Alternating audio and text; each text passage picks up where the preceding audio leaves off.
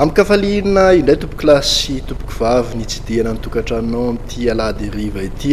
ianao zay manaraka tsy tapaka ny fandarana eto amin'ny fahitalavitra ma-TV atao anatin'ny fandarana mahery indray isika fandarana zay amin'tinananao ireo vaovao misongadina eo amin'ny sehatry ny fanatanjahantena tamin'ity herinandro ity indrindra fa tamin'ity farany herinandro ity maromaro ireo vaovao atolotranao amin'ity alahady hariva ity manasanao ary anaraka izany hatramin'ny farany azakinao rakotomanana no eto amin'ny fanolorana hoentsika manomboka ny fandarana ary dia eo amin'ny sehatry ny baolina kitra niditra tamin'ny andro voalohany androany ny fifaninanana ho antsokajy diviziona voalohany nasionaly amin'ny fiadinan'ny tompon-daka ny Madagasikara taranja baolina kitra na ny TSB Ligue des Champions azo lazaina ho tsara fanombohana ny ekipan'ny Fosa Junior Elite avy any Boeny sy ny ekipan'ny Zanakala FC avy any Mahatsatra ambony satria samy nandresy tamin'ny isa roa ohatra. Nisaraka atsala samy tsy nisy ny tokony ekipan'ny SAD Manalamanga sy ny Knapsa Sporitas tetsy amikanja Mamasina io tolakandro io nandritra ny andro voalohany fifaninanana sokajy diviziona voalohany nasionaly amin'ny fiadinan'ny tompon-daka ny Madagasikara taranja baolina kitra na ny TSB Ligue des Champions.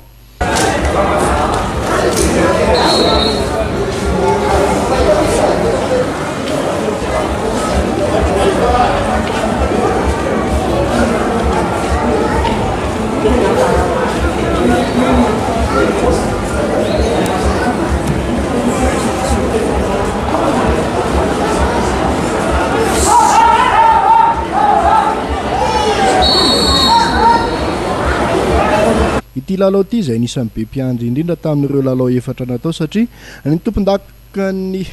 renivohitra sy ny tompony anaram-boninahitra no ny fandona. Teo amin'ny fizaram-potoana voalohany dia nanindry ny ekipan'ny Knapsa Sport.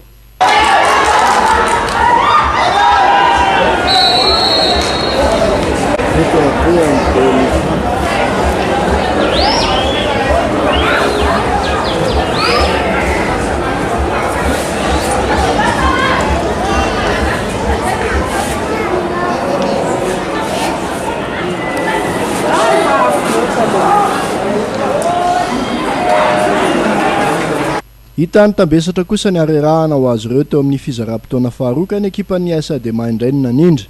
Maromaro ihany ny baolina tokony ho tafiditry ny rotota tamin'ity fionana ity. 0-0 zao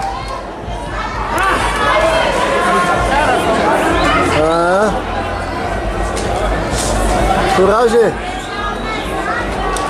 Torak izany ihany koa tany Tsororo mandidy dia nisaraka sahala ohatranohatra ny ekipan'ny Ajesaya Bonglava sy ny SG Madan. Tany Mahajanga indray dia tsara fanombohana ny ekipan'ny Fosa Junior Elite Boeny rehefa nandafy ny ekipan'ny 3FB Tuliara tsy mandrefana tamin'ny isa roa ohatra. Tahaka izany ihany koa dia nandresy ny ekipan'ny FCA Ilakaka tamin'ny elanelan'isa io ny ekipan'ny Zanakala FC Mahatsatra ambony tany Fianaratsoa. Mariana fa samy tany amin'ny 10 minitra farany lalao avokoa ny nampidiran'ny Fosa Junior sy ny Zanakala FC ireo baolina roa ny batan'ny fandresena ireo. Efa manana tombony amin'ireo mpifaninana aminy araka izany ny tompon-daka ny Boeny sy Mahatsatra ambony mialohan'ny hatrehana ny andro faharoa ataony 14 aprilo avy izao. Eo amin'izay sehatry ny baolina kitra izay raha ny tournoi mafy be no voalaza fao tanterahan'ny fiezama na ny fitezana ny herin'ny zatovo malagasy sampana baolina kitra tamin'ity volana aprily ity dia fantatra fa hovaina amin'ny tournoi mipoka be indray izany tournoi mafy be izany aorinan'ity tournoi mipoka be ity araka izany vao andeha indray ny tournoi mafy be fifaninanana izay atao etsy amin'ny kianjana larobia ary anomboka ny sabotsy 9 aprily avy izao mitondra fanazavana ary ny filohan izany fiezama sampana baolina kitra izany. Ny fikarakarana samihafa zany dia tournoi mipoka be aloha zany no alefanay voalohany dia aorian'izay ny tournoi mafy be. Ny tournoi mipoka be io dia karakarainay manomboka amin'ny fa 9 ny volana avrily ho avy izao sabotsy 9 avrily zany eo amin'ny kianjana larobia daholo ny fikarakarana rehetra no atao. 8e de finale direct izy io fa tsy misy ny éliminatoire ka ho antsika izay lina sy tendray anjara amin'izany dia izy angatahana isoratra anarana eto amin'ny profil be amin'ny football fiezama eto Ankazomanga. Ny mapoka be anazy dia 9 ihany isan'ny participant ferana ho 9 isan'ny participant afaka mandray anjara avokoa zany a izay te handray anjara ao anatin'izay 9 zay anapikely ny teny présidente ihany koa moa zany a efa misy contact ho alefanay misy affiche fapetraka zany a isaky ny fokontany misy ihany koa zany a ny contact téléphone afaka manantona mivatana ihany koa aty amin'ny Grand Fulbert araka teny présidente eo a izay soratra anarany ny tournoi moa zany manomboka amin'ny asabotsy 6 avril izao dia tsaratsara zany a mazakazaka misoratra anarana ho an'izay lina zay zavatra zay satria voafetra ihany koa ny toerana zany mazava ho azy miombony fa toy ny mahazatra tsy miala fa ny miampy betsabetsaka koa noho ny atram'izay rehetra zay zany ny azon'ny mpandray sy ny mpandray anjara amin'ity karakaraina anankiray ity ny 9 tonga misoratra anarana voalohany a no raisinay dia eo amin'izay zay no manao ny antsapaka amin'ny herinandro isariana ny mifampikatroka amin'ny ampahavalon-dalana ny ankizy pity baolina kitra zay moa no tena tanjona hitaizana ny ankizy amin'ny baolina kitra dia afaka mandray anjara daholo akoatran'ireo mpilalao any amin'ny fédération any amin'ny ligue izay manakara mpilalaovana fédéraly. Eo amin'ny taranja baolina lavalava indray na ny taranja rugby dia samy nivoaka mpandresy avokoa ny solotena malagasy dia ny COSFA sy ny FTM Manjakaray nandritra ny andro faharoan'ny fiadinan'ny amboaran'ny Ramasimbe Indiana ho an'ny ekipa tompondaka na ny rugby top 6 ROI ny ekipan'ny COSFA izay nandresy ny ekipan'ny Saint-Pierre avany La Réunion tetsy amin'ny kianjana Larby tolakandro io atany La Réunion kosa ny Savosy tolakandro dia nandresy ny ekipan'ny Etansale Rugby Club atao akianjan'ny ekipan'ny FTM Manjakaray.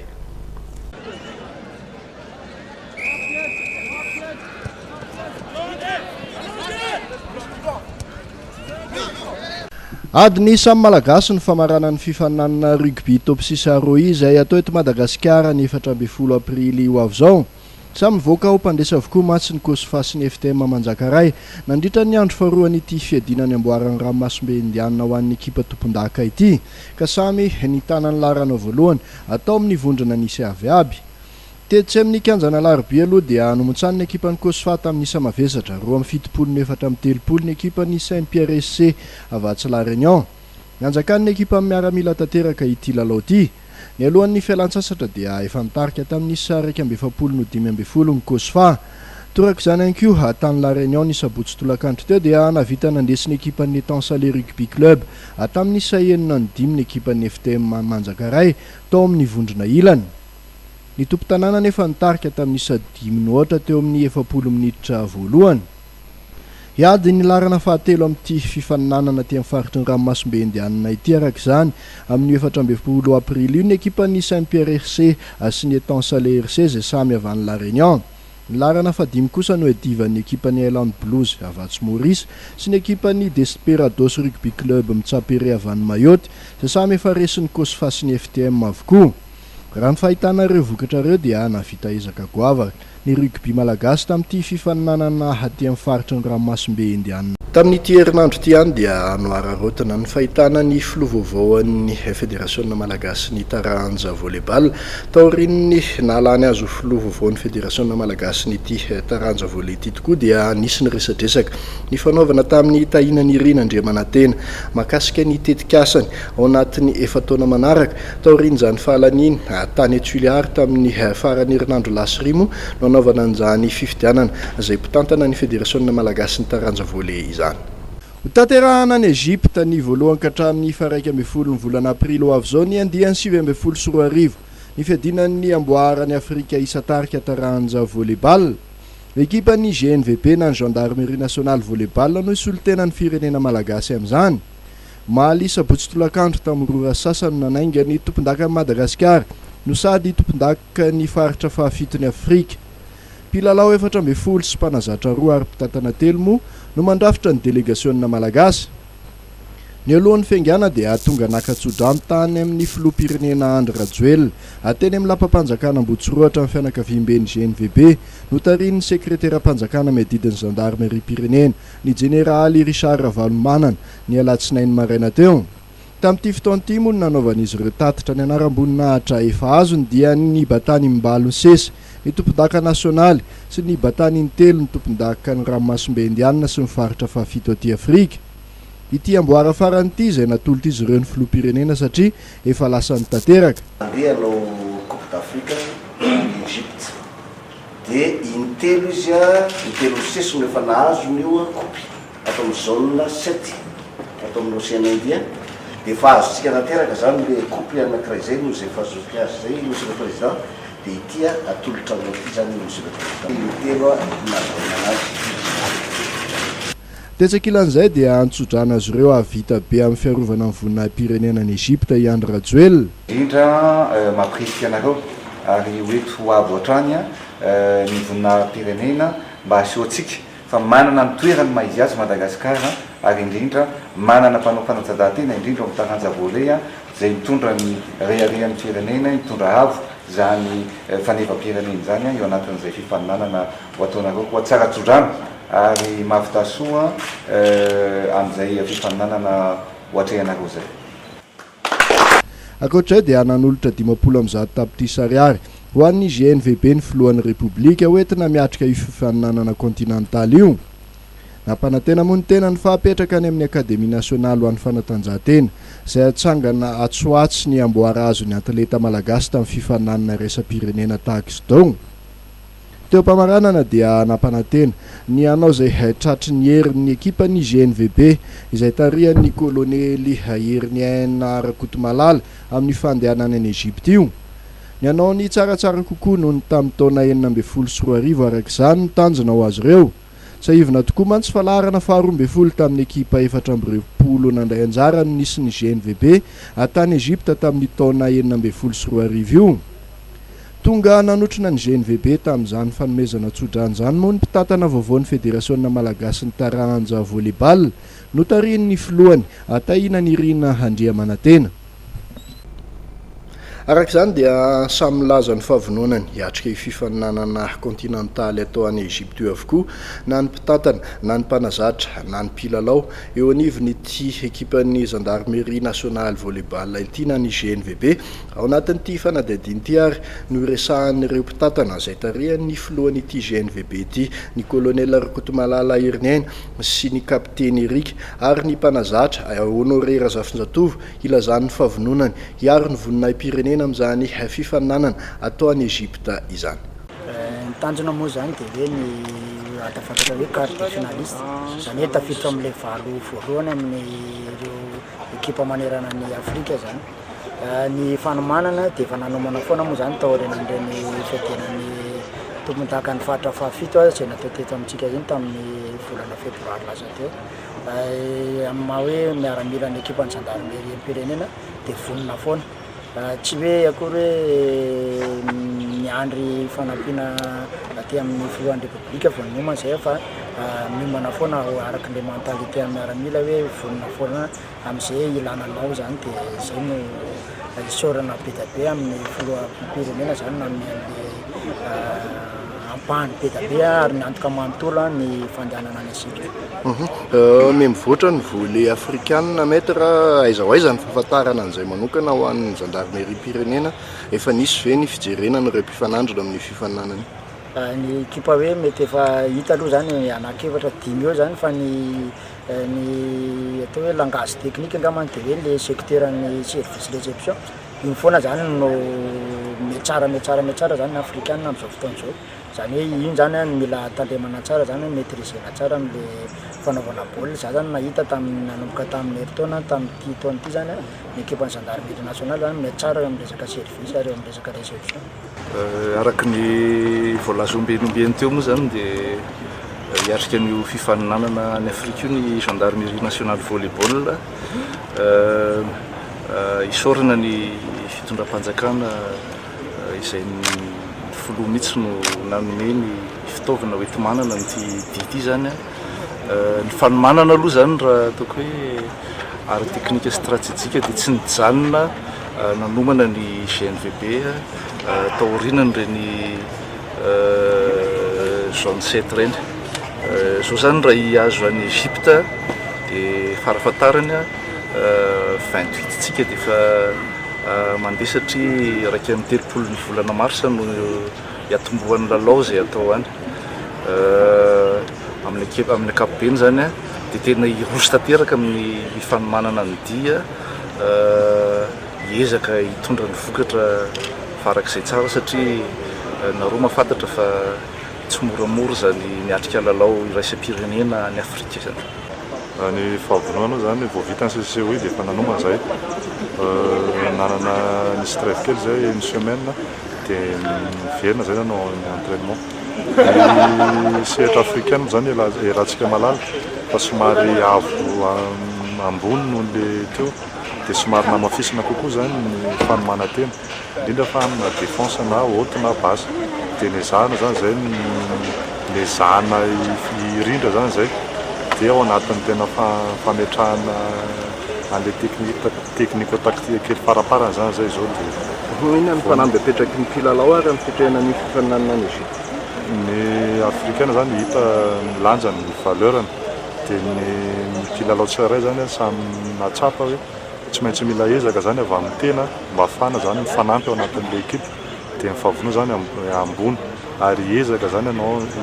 aka zay farany tratra indrindra zany amin'ity championnat. Tamin'ity herinandro ity any dia anohararotana ny fahitana ny filovaovaoan'ny fédération malagasy ny taranja volleyball taorin'ny nalany azo filovaovaon'ny fédération malagasy ny ity taranja volley ity tokoa dia nisy ny resadresaka ny fanaovana tamin'ny tahinany irina Andriamanantena makasika ny tetikasany ao anatin'ny efataona manaraka taorin'izany fahalaniny tany Tuileries tamin'ny farany herinandro lasirimo no anaovana an'izany fifidianana izay mpitantana ny fédération malagasy ny taranja volley izany. Programme ny fédération dia hifantoka tanteraka amin'ny politika ny relève rajeunissement ny équipe nationale no tena tanjona amin'ny efataona izay manda ny fédération ka afaka efataona zany hoe any amin'ny 2022 zany dia ezahana hoe miova any amin'ny 80% ny membre constitué ny équipe nationale. Rajeunissement io mitohy hatrany amin'ny hoe fijerena ifotony any anaty misy moa ny tena hoe volley scolaire zany zany hijerena manomboka any amin'ny volley scolaire zany dia efa manomboka mandeha ny détection dia misy ny volley universitaire satria maro amin'ireo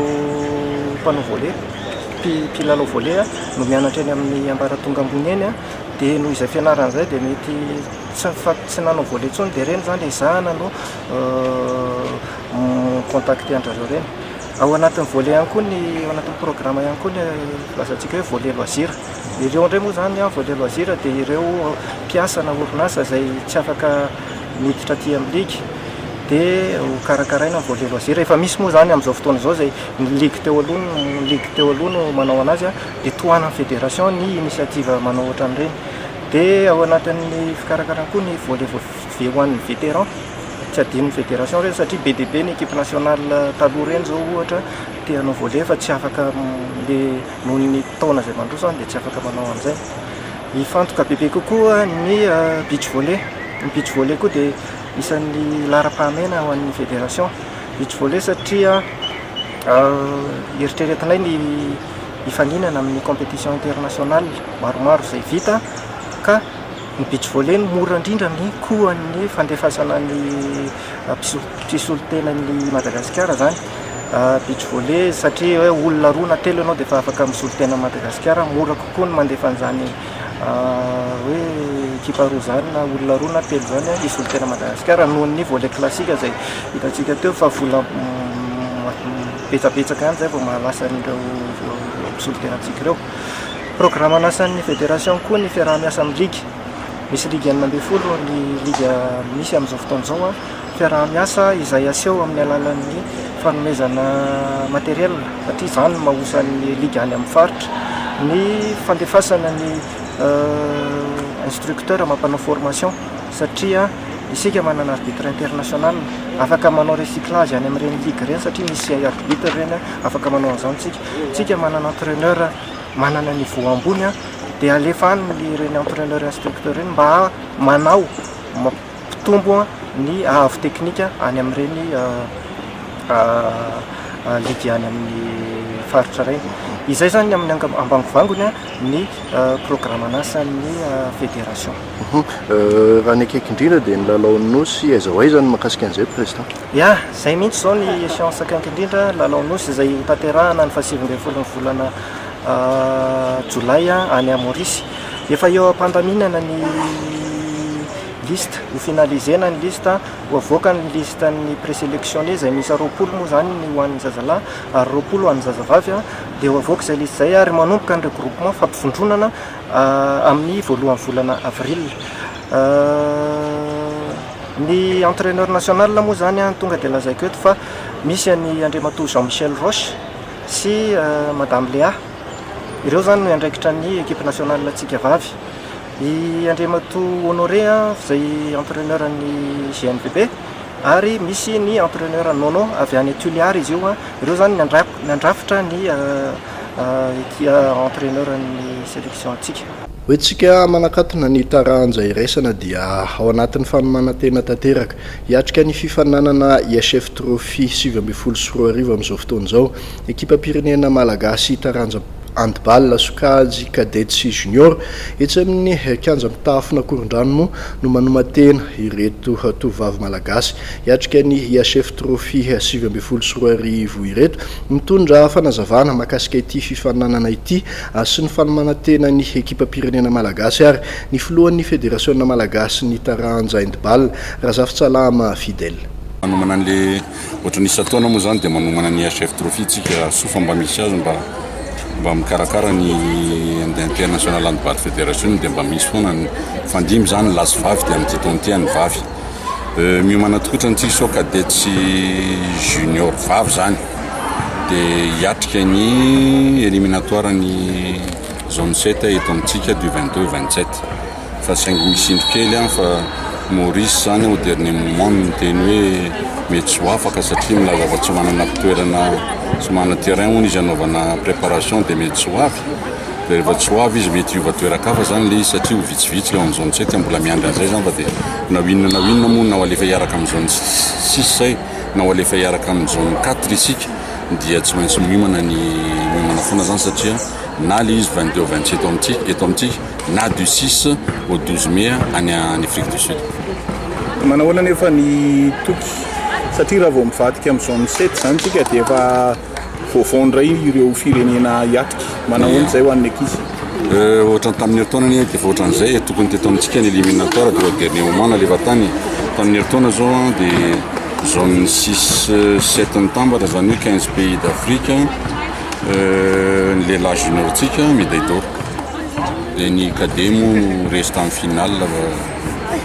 finale dia médaille d'argent zany ny cadet zany hoe les zone 6 aloha marina fa misy ny Afrique du Sud sy ny karazany izy fa fanatsahana amintsika ihany niveau ny falay ny zone 4 nefa somary lasalasa lavitra ohatra ho any amin'ny zone 4 tsika satria zone 4 misy an'ireo mondialiste ary Congo sy ny karazan'ireo efa manana niveau efa somary avo mihitsy indreo. Eo ambany fahiny ministeran'ny tanora sy ny fanatanjahantena sy ny comité olympique malagasy ny ekipan'ny mahery dia manolotra ny trophée mahery 7-20 ho fakasitahana ireo atleta mendrika sy ny mitsongadina tamin'ny taona 8-20 iny dia isy ny valosoa atolotra azy ireo ny alahady 7 avril 7-20 manomboka amin'ny 7 eto amin'ny matele. Ireto avy ireo atleta ireo: Vania Eliza raha voalohany aina tompon-dakany Afrika teo amin'ny fibatana fonjam-by latsaky ny 420 kilao.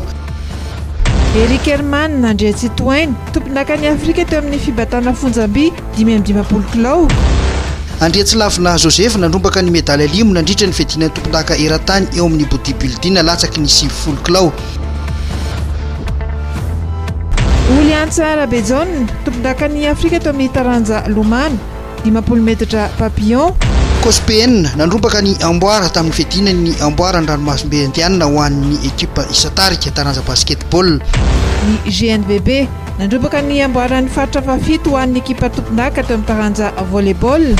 Mari-pakasitrahana fampaherezana kosa ho an'ny Barea ny Madagasikara tafita hiatrika ny fedina ny tompon-daka ny Afrika amin'ny volana Jona 2022. araky ny efa hitatsika iny teo dia toy ny fanao isa-taona dia ho tanterahana ny alahady 7 aprily 2024 sy 2024 avy zao eto amin'ny studio an'ny groupement TV eto Korondrano ny fanolorana ny trophée mahery 2024 sy 2024 na ny fankasitrahana ireo atleta na ekipa na vita be sy ny aro vonina pirenena tamin'ny top lalaovana 2024 sy 2024 fataro anatin'ity fanadidina ity ary izavy ireo atleta no safidiny ny groupement TV tao anatin'ny trophée mahery 2024 sy 2024 araka izany dia ireo ekipa sy atleta na vita dingana goavana nandritra ny top lalaovana 2024 sy 2024 no toloran'ny vondrona matv ny trophée mahery 2024 sy 2024 ny alahady 7 aprily ho avy zao eto amin'ny studio ny matv a Korondrano misy efatra menada izy ireo ho an'ny taranja ho an'olo tokana ahitana ny Oliantsa Rabejaona izay tompon-dakany Afrika faritra faefatra ho an'ny taranja lomano 50 metatra papillon atleta menada kosa ny eo amin'ny fibatana fonjam-by ahitana ny Vania Eliza Ravolonirina izay tompon-dakany Afrika ho an'ny sokajy 420 kilao eo ihany koa Erika Herman Andrea Tsitoaina izay tompon-dakany Afrika ho an'ny sokajy 520 kilao izy izay fandria tsy lavina izay larana fahatelo tamin'ny fiadinan'ny tompon-daka eran-tany ho an'ny taranja bodybuilding atelo kosa ho an'ny taranja iraisana dia ny COSPN basketball sy ny GNVB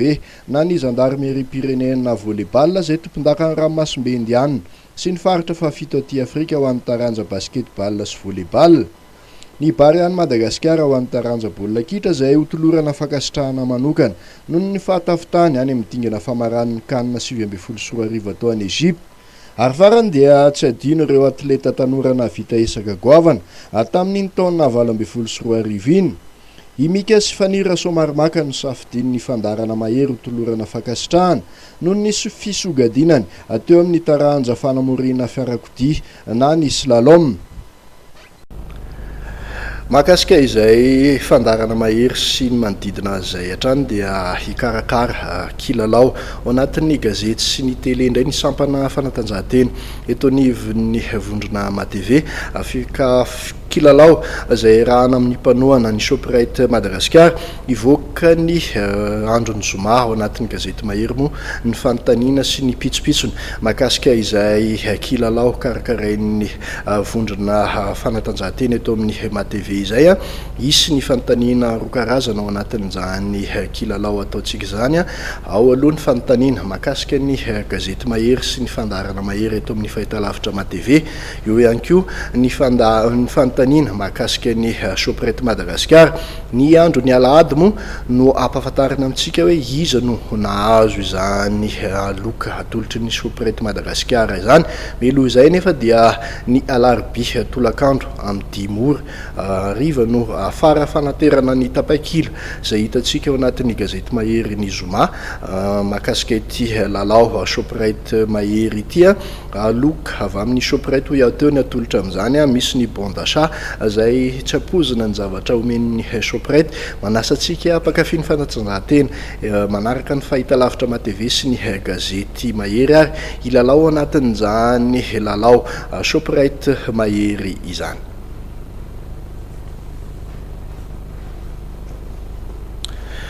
hoetsika anoizana ny fotoana dia ny taranjan'olo tokana ary taranjan'olo tokana izay manana vaovao mahafinaritra tokoa satria dia vohositra tompon-daka ny Afrika amin'ny fifaninanana tifitra na tir de précision sokajy vehivavy hiasina miary mahalala rosoa nandritra ny fifaninanana natao tany Tunisia tetsakilan'izay dia tompon-daka lefitra kosa ny triplety vehivavy malagasy rehefa resiny Tunisia mpapetrano teo amin'ny famaranana mbola noporofony malagasy indray izany tamin'ity fifaninana continentaly natao tany Tunisia ity fa sangany malagasy amin'ity taranja tsipikanety be ity eo amin'izay fifaninanana ho an'olo tokana izay ihany dia nitotosaina tetsy amin'ny dobo filomanosany ANSP Flo omaly sabotsy sy androany alady maraina ny andiany fasivy amin'ny fifaninanana amin'ny Lomano Vive l'Avenir izay karakarain'ny club Saint-Michel Natation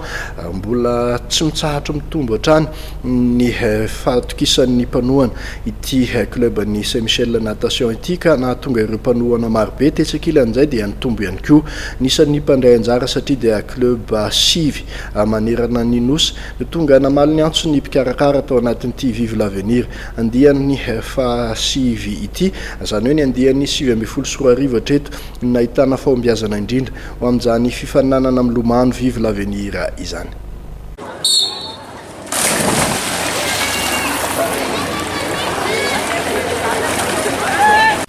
Toy ny isataona dia fahombiazana trano no azo ny club Saint-Michel Natation amin'ny fikarakarany hetsika Vive l'Avenir. Fifaninanana izay natao tetsy amin'ny dobo filomanosana NSAP Floa ary niditra tamin'ny andiany fa sivy.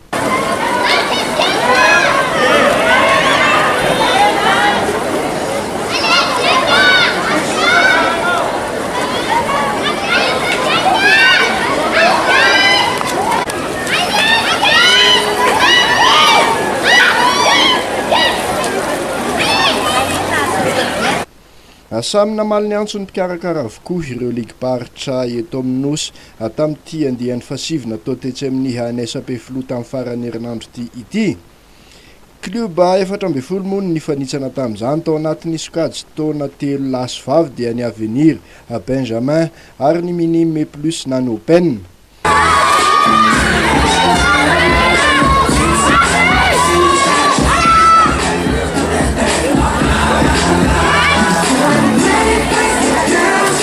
Mariana va teo ambany fiahin'ny ministra ny tanora sy ny fanatanjahantena ary ny père recteur ny collège Saint-Michel ity andiany fa sivy ny Vive l'Avenir ity.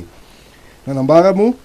i micro Roland Ravelson filohan'ny club Saint-Michel Natation fa nampiavaka ny hetsika tamin'ity taona ity ny fitombon'ny mpanohana. Izany dia noho ny fahitany reto mpanohana reto ny fiakarany letan'ny fifaninanana sy ny fahamatorany fikarakarana.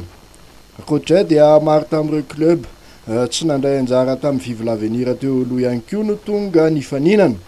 Tanjon'ny club Saint-Michel amin'ity fikarakarana hetsika isataona ity moa ny verina amin'ny fototra hijery ny talentan'ireo taniketsa eo amin'ny taranja lomano sy amin'ny mesehatra azy ireo ahafahany velatra.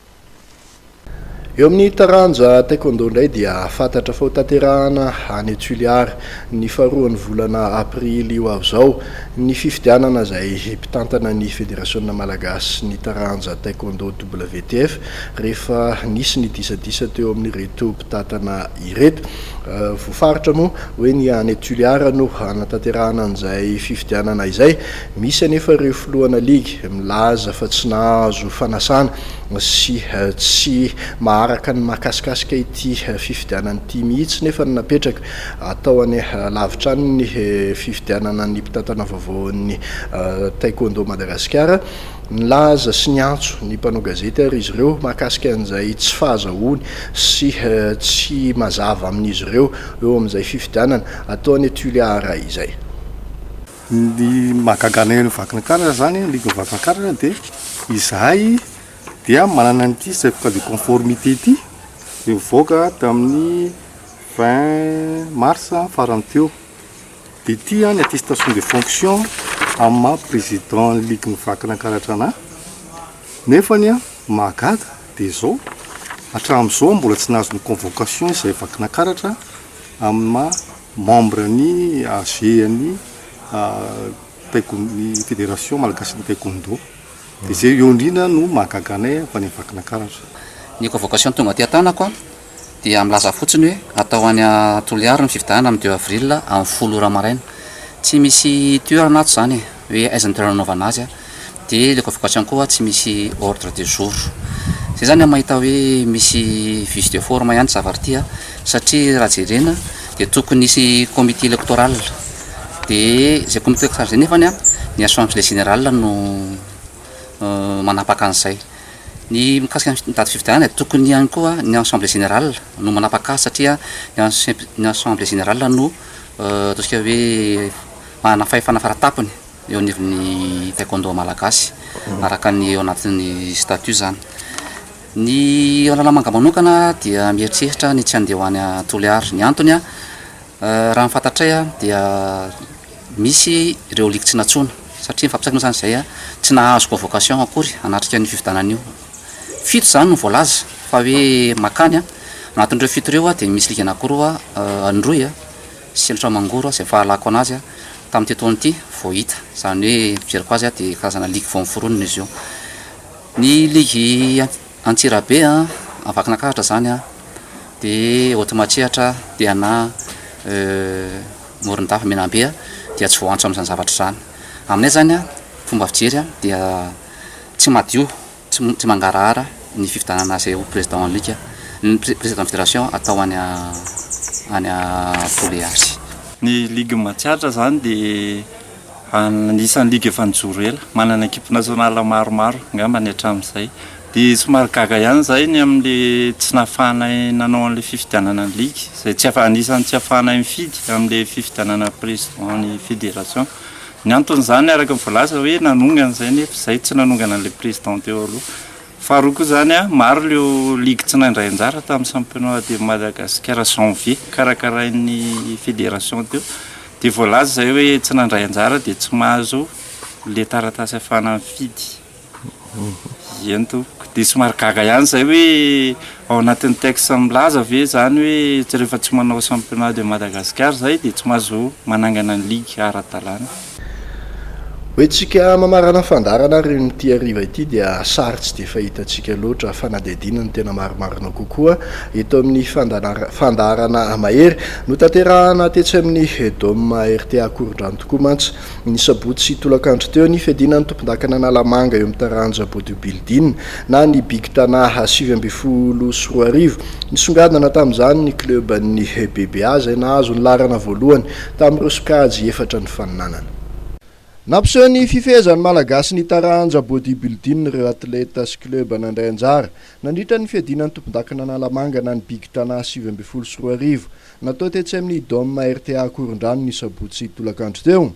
Na izany aza dia nisongadina ny club ny BBA izay nandrombaka ny larana voalohany rehetra tamin'ireo sokajy 4 ny faninanana dia ny men's physique misy bikini ny latsaky ny 70 kilao amin'ny bodybuilding ary ny mihoatra ny 70 kilao. Teo amin'ny men's physique aloha dia avosotro tompon-daka Ralay Artina Anise avao amin'ny BBA. Larana faharoa kosa Rabeny Artina Finaritra avao amin'ny club Iron Fit ary larana fahatelo Razafy Matratra Alfer avao amin'ny club Atsamanitra. Manarak'izay teo amin'ny sokajy misy bikini na ireo vehivavy tsara bika dia Norombany Ioby Rabako Arsoa avao amin'ny club BBA any. Ny anaram-boninahitra faharoa kosa Rafidy Saint-Tiave ao amin'ny club Gym Form. Fahatelo Rasoa Nirina Larissa avao amin'ny club Tsiriry. Teo amin'ny bodybuilding nalatsaky ny 70 kilao indray dia vosotro tompon-daka Arson Tanjona avao amin'ny club BBA hatrany. Nanaraka azy Andria Narinjaka Joni avy ao amin'ny club Lasa. Fahatelo kosa Razafy Niarmanana Adel avy ao amin'ny club BSA. Ary farany teo amin'ny sokajy mihoatra ny 70 kilao dia larana voalohany Ramahavonjy Arnaud mbola avao amin'ny club BBA hatrany. Larana faharoa Marinjara Maurice avao amin'ny club Lasa ary larana fahatelo Randria Mamonjy Andrenaina Leonard avao amin'ny club Ars Sport. Nandritra ity big tana 7 sy 4 arivo ity moa nilazany Arnel Randriamanarivo filohan'ny Fédération Malagasy ny taranja fibatana Fonjamby izay miahany bodybuilding fa manana ny hoaviny ity taranja ity raha ny fahitana ny ezaka ataon'ireo mpikatroka. Raha ny vokatra hitantsika moa zany tamin'ny taona 2024 dia nahazo ny bronze mondial Madagascar teo amin'ny bodybuilding dia mino fa nanomboka teo dia ny amaro ireo club ara-dalàna izay manana relève tokoa amin'izao fotoana hitantsika amin'izao big tana zao fa maro ireo tanora izay mirotsaka manao amin'ny bodybuilding ary mitombo ny misy bikini amin'izao fotoana amin'ny club tsirairay avy ireny. Ny tanjon'ny fanaovana bodybuilding moa zany dia ny isan'ny culture natao hoe bodybuilding ary izay no tsy ahafantaran'ny olona sasany satria culture zany zany hoe fanatsarana ny vatan'ny olombelona anankiray mba ho tonga ho manana ny maha-izy azy zany hoe ho lasa tsara zany ny vatany rehetrarehetra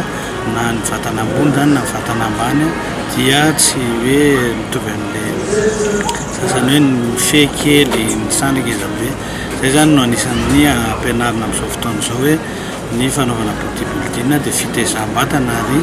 tena mandany fotoana sy mandany andro ary mandany vola aman-karena ary zay no ahafahantsika milaza fa anisan'ny fitaizana tanora tsara indrindra ny bodybuilding satria voafehan'ny fanaovana ny fanatanjahantena io ireo ankizy ka tsy afaka mandeha manao an'ireny fidoreana zava-mahadomelina ireny. Ny tanjona amin'ity taona ity zany dia mba hampiakatra ny Madagasikara hitazona ny médaille de bronze ary hiakatra ambonimbony kokoa amin'ny championnat du monde izay atao any Corée amin'ny volana novambra ho avy izao, ary ny fiadinan'ny tompon-daka Madagasikara moa dia atao any Tamatavy amin'ny volana avril farany avril ho avy izao. Teo-pamarana kosa no nilazany Georgie Vernier, filohan'ny komision'ny bodybuilding eto Madagasikara. Fa ny roa voalohany isa-tsokajy tamin'ity big tana 7-20 ity no hiatrika ny fiadinan'ny tompon-daka nasionaly atao any Tomasina ny 17 aprily ho avy izao.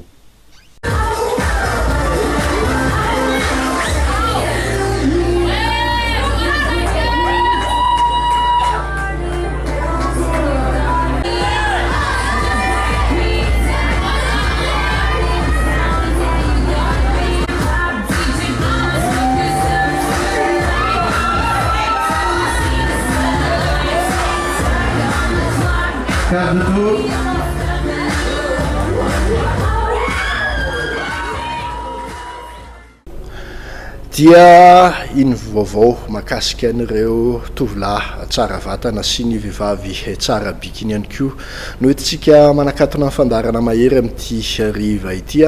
isorany ianao nanaraka izany hatramin'ny farany ety ampamaranana dia tsy hainy tsy hisaotra ireo namana niarana natotosa ny fandarana teo ny namana Norbert Rakotomalala izay niarana anao fanadihadiana tamin'ny tenako ialaino naka ny sary ireo maina indrindra ny sary sy feo ary herve no napita izany sary sy feo zany ho tonga tany tokantranotsika tsiraray avy tany manome fotoananao ary amin'ny herina ny tahaka izao anatin'ny fandarana manokana trophée mahery 7-20 ary ao hatrany ny fandarana eto amin'ny TV veloma tompoko.